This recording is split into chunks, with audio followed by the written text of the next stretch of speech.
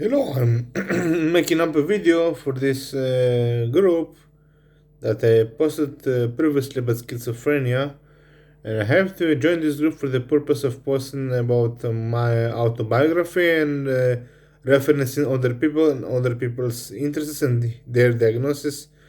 So I want to share my diagnosis that I was not diagnosed with schizophrenia, but I was diagnosed as having psychotic disorder, not otherwise specified. Do any of you know what is psychotic disorder, not otherwise specified? Because it's a psychotic disorder that has not been specified, but typical characteristics such as hallucinations, delusions, and persecutory ideations and conspiracy thinking has been taking place, like telecommunicating, but I did not actually have the stereotypical characteristics of psychotic episodes like hearing voices, but I have different ones that are not describable by human language, which means this psychotic episodes and hallucinations had no relationship with. It means that the hallucinations that are experienced were beyond surreal, which means they weren't alien.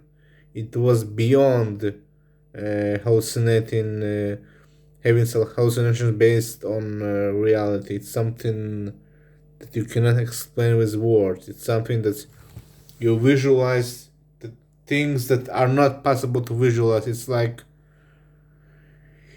trying to visualize when you're sober kaleidoscopic patterns and fractal forms, but in a way that when you're psychotic, you do not experience that. So it's like having a drug trip, but it's different. It's when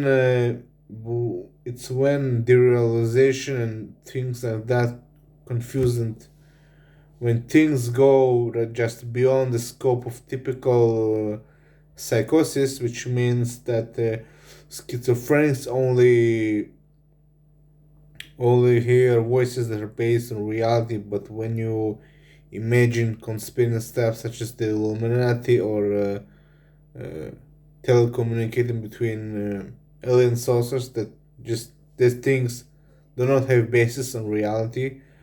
I have not experienced them in a way I exaggerated, but uh, I have experiences symptoms that are not to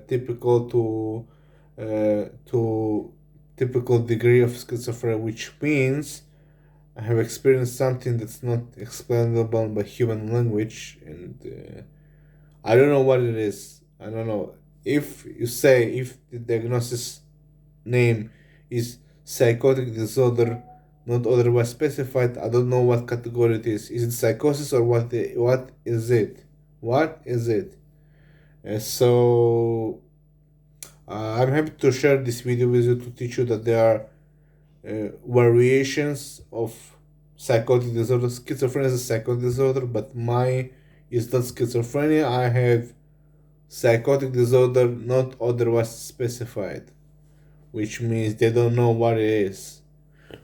But now I'm under management and I'm taking the medication as recommended.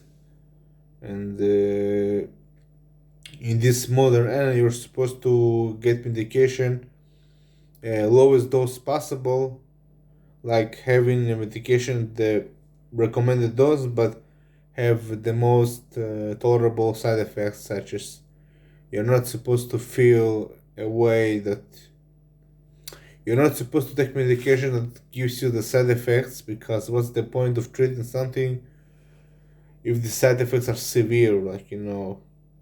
You don't simply take a person like I do have few friends, really few friends, but you don't really take a person that's in a wrong setting, and he comes over to your office and says, "Hey, I'm depressed," and he absolutely decides that antidepressants are ideal for you, because people think that treatment is absolute, like it's black or white, but no.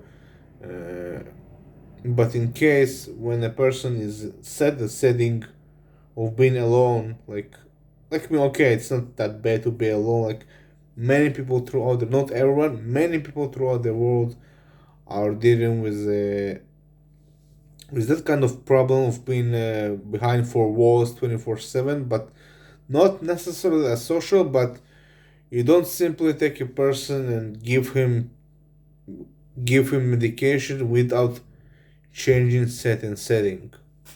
When you change set and setting, you also change the synchronization between person subject and the object.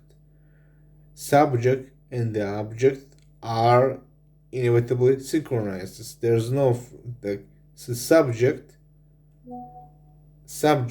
interprets the object, and when the object changes, the object is the material world. When it changes, you also you also put your brain waves under different frequencies that make you feel different, so this kind of feeling, you always have to pay attention to, hey, I'm feeling that way. You have to say what you feel directly to your doctor in a way that's formal. Do not procrastinate anything that you feel. Like if you feel unhappy, or like if you feel blunt effect, not feeling emotions in a typical way, or you feel like there's nothing new in life to experience, I know what that. Then you just basically say that, so a doctor can just direct you to other sources than giving you neuroleptics. It's not a solution. It's not Neuroleptics are not absolute solution to your problem. There's no absolutely yes or no. When you do work with your doctor, you have to weigh out the pros and cons, and combine other stuff. One of them is getting used to drinking water, like fluids, like no soda or something like that. Make sure you slowly, if you're not used to drinking plain water, try to get used to it. If you're used to drinking soft drink, hey, you tell yourself, I have a drink of regular water, and when I succeed that, I will give myself a small reward of soft drink. And over time, you will replace all the garbage that you drink, like soda, with plain water. And when you see that, when you actually do that, you will feel different in a way. Like you have to consume vitamin C fruits. They are vital for a functioning. You have to regard the brain. Human brain is an organ, is a tool. You're not. The brain is not consciousness. Consciousness is when when you're aware of the body. The brain is a tool. It's a tool. Like if you use analogy of playing on a broken guitar, no matter how hard we try, we won't be able. But when we fix the problem of the brain, like when you get the brains, things that that weren't necessarily comprehensible to you, suddenly when you fix your brain and those repair fields in the brain uh, do their job, you can see, hey, I feel a lot confident that I'm able to learn new practical skills within minutes and even hours, even seconds, so keep this important things in your diary. Like when you stop procrastinating the things that you predict yourself that will be difficult, but when you try out new things in life, you will see how the repeating cycle, when you step out. I don't mean you to step out the comfort zone. I mean you to step out of the zone of the sameness. It's like swallowing the blue pill of Neo, the protagonist who lived his entire life uh, in front computer screen, and then he actually makes the decision to swallow the red pill. At first, it was difficult, but then he realized how much power he just got, like over control over his life, like not the world, control over his life. But if we reference the movie Matrix, we can see like it's not really, it's fiction. People regard it as documentary, but it's fiction. So when people reference to the movie, he see like Neo got so powerful, he literally took over the world, and his subject was so powerful. The objective uh, virtual world of the Matrix used like it used to change and become variable based on subject of protagonist because he is like a hero. But in real life, the subject yourself, if you change it, you will reflect the objective reality in a different way. And by changing the subject, like having fears or anxieties, is by changing the setting. It's like when you share your stuff with someone, even acquaintance, it doesn't have to be a closest friend. You can obviously do that, and you feel that you're more attached to reality than feeding on your own monologue. Because when you feed on your own monologue of past, you're actually reinforcing past garbage and you're building predicament models in your head based on past that's been 10 years ago. So it's important to keep your diary on, and if you like to memorize stuff in your head, you just can play simply use mnemonics that to remind you of stuff. Like, okay, you can plain simply memorize in your head, in your diary, say, I stopped procrastinating, changing things for better, that have this may be difficult at first, but will have positive. In the end, you will have very positive results. So, in the end of it all, I hope you happy to watch this video. This is my introspection on I reference psychiatry and neurology.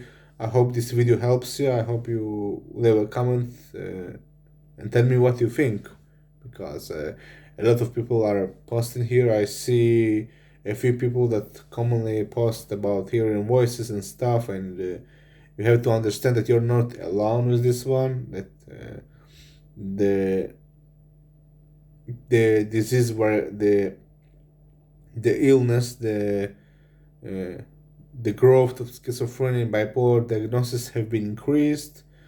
But also, when the medicine went forward, we also are getting better prognosis. So people who don't have a proper management plan, they're doing something wrong, or they're taking the wrong kind of neural tactics, or they are not guiding the psychiatry in the right way.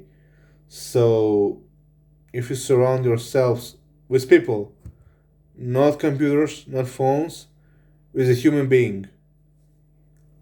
I know it's difficult to approach a stranger or something like that, but you cannot really feel yourself by watching in front of TV or using artificial intelligence, but because you're going to feed yourself lies and things that are not a part of what is considered to be objectively normal, you will not be able to do this. So it's important because everyone in every place, it doesn't matter where you live, people are available. Don't put yourself constrained.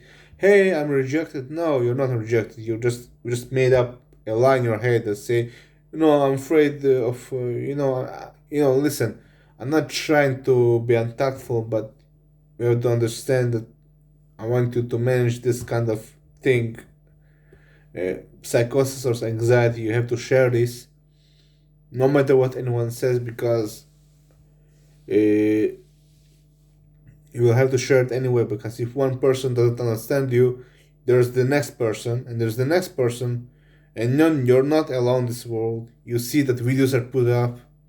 You see other groups, other members of the groups put up videos here, and you see them in short set experience the same things as you do, but in their own variation.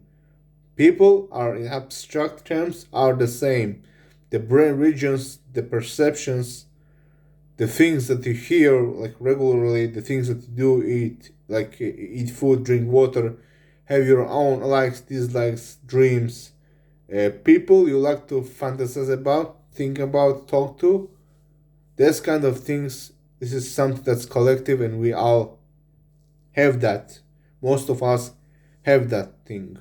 And you're not alone. You're not supposed to feed yourself that you're not alone in this world, because I know that psychosis itself, it can be so terrifying you feel that you're alone. But no, before you have approached this demon called psychosis, before you there have been plentiful of people in front the campfire of like campfire of demons, and like you, people even in prehistoric times have gone through that journey that was painful, and you're not the first and the last one.